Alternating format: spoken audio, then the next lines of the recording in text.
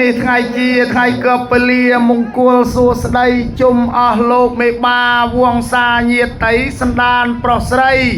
អញ្ជើញមកជួបជុំឲ្យអ្នកប្អូនបងជីតាជីដូនសាច់ញាតិមីងមីកងម៉ាសោសឹមចែចឹកហៀអាយអឹមអ៊ីធាគូកៅប៉ែនឹងចូលមកចងដៃមានបាយប្រលឹងសិញ្ជឹងរំពៃអំបោះបីសរសៃថ្លៃស្មើលួសមាសកាស្លាដាវប្រណាអកកំបោដាក់លើដៃទុកជាខណ្ឌជ័យថ្លាថ្លៃអោភាដបស្រាតាក់តែងពេងទុកជាសំពៅមាស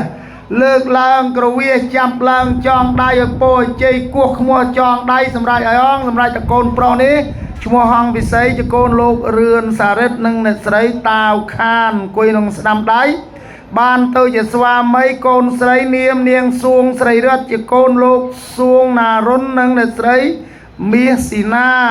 ម្ដាយទុកឪពុកដាក់ម្ដាយទុកឪពុកឲ្យចាស់ដឹងក្មេងលឺអស់លោកដូនតាទទួលស្គាល់មែនអង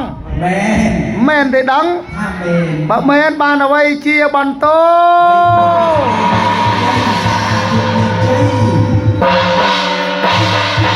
ចាក់ទឹកក្រូចជ្រោយសាអញ្ជើញដូនតាភាសាលើកទី2លោកអ្នកលេងសុំកងសោយ